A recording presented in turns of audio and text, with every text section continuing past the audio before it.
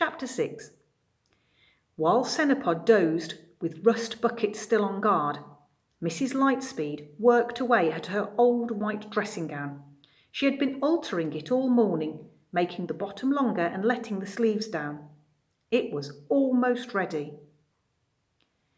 Ben and Carrie had been busy too. They had found a picture in one of Ben's books of a pharaoh sitting on his throne. "He's wearing makeup," sniffed Carrie, "so that's why Cenopod borrowed all my stuff." "I don't understand it," said Ben. "How come the pharaohs look so good, and then when you put it on—" "Ben," warned their mother, and he hurriedly studied the picture once more. On the head, the pharaoh wore a tall double crown with the head of the cobra goddess to show that he ruled over both Upper and Lower Egypt. On his chin was the ceremonial false beard, always worn by the pharaohs.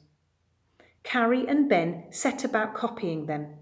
The beard was easily made from a toilet roll tube and some thin elastic. But the crown was far more complicated. Carrie bent some card around to make the main shape. Ben added the kitchen roll tube, leaving a pile of floppy kitchen towel all over the floor, and topped it with a tennis ball. Then he lifted the crown from the table and put it on. "What does it look like?" he asked. Carrie studied it from several angles. "I think it looks like some wonky cardboard with a tube up the middle and a tennis ball on top." Mrs. Lightspeed glanced up from her sewing. "Oh, it'll be fine when you've painted it." "The cobra goddess is missing," Carrie pointed out. Ben rushed upstairs to his room and came dashing back, waving a big rubber snake. He grabbed the scissors, snipped off the snake's head, plastered one end with glue and slapped it on the front of the crown. Carrie eyed it with distaste. "I loathe snakes," she muttered. "Well, how do you manage to look in the mirror so much then?" Ben asked, pushing the cobra head back into place as it slid down the crown for the third time. "Oh, let me do it, Ben. You're hopeless." Carrie used the stapler to punch a few staples through the rubber. "There. All it takes is a bit of intelligence."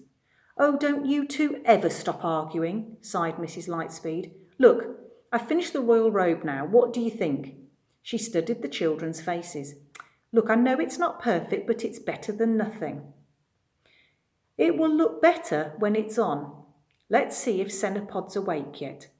The pharaoh stirred in the armchair. He snorted several times, wiggled his nose, and slowly opened his eyes. He was certainly surprised by what he saw. Carrie was holding out the crown rather awkwardly. Ben had the beard, quickly coloured with felt tips, and Mrs. Lightspeed stood there holding out the royal dressing robe, smiling sheepishly.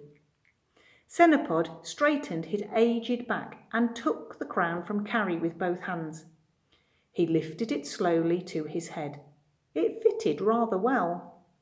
"We've still got to paint it the right colours," Carrie pointed out. For a moment, the pharaoh's black eyes lost their stony glint. "Well, thank you," he said loftily. "Maybe you are not worms after all. Maybe you are only small animals of some kind, mice perhaps, or small rats." "You are most kind, Your Majesty," smiled Mrs. Lightspeed, giving a little curtsy. "Now I think it's time you had your bath. Then you can try on a robe." She spoke so briskly that Cenopod listened in astonished silence.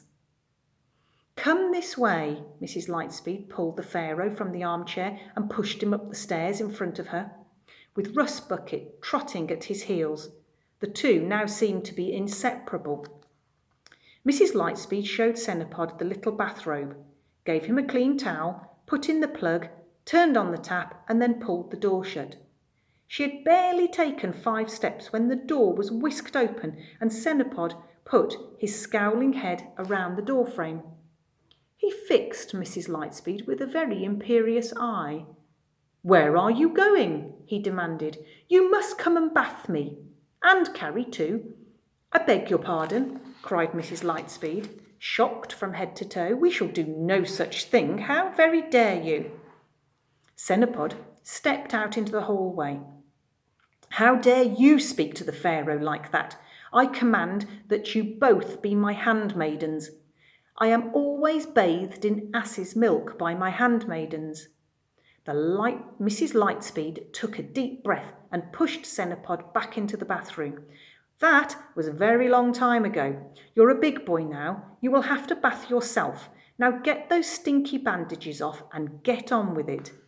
She hurried from the bathroom, pulled the door shut, and almost ran down the stairs. With a sigh of relief, she collapsed into an armchair. Having a pharaoh in the house was hard work. All at once, a loud cry came from upstairs. "Where is the ass's milk?" demanded Senapod from the top of the stairs. Mrs. Lightspeed groaned and looked across at her children, busily painting the pharaoh's crown. "Oh, Ben, go and chuck a tub of yoghurt into his bath, will you? There's a dear."